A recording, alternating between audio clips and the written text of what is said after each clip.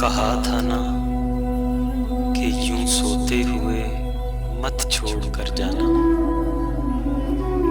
مجھے بے شک جگا دینا، بتا دینا تمہیں رستہ بدلنا ہے، میری حد سے نکلنا ہے۔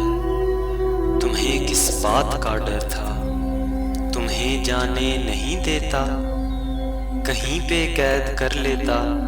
ارے پاگل، محبت کی طبیعت میں زبردستی نہیں ہوتی، جسے رستہ بدلنا ہو اسے رستہ بدلنے سے، جسے حد سے نکلنا ہو اسے حد سے نکلنے سے نہ کوئی روک پایا ہے نہ کوئی روک پائے گا۔ تمہیں کس بات کا ڈر تھا، مجھے بے شک جگا دیتے، میں تم کو دیکھ ہی لیتا، تمہیں کوئی دعا دیتا، کم از کم یوں تو نہ ہوتا۔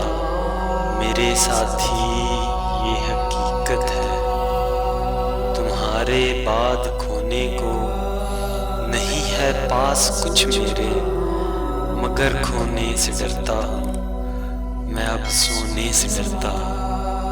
کہا تھا نا کہ یوں سوتے ہوئے مت چھوڑ کر جانا،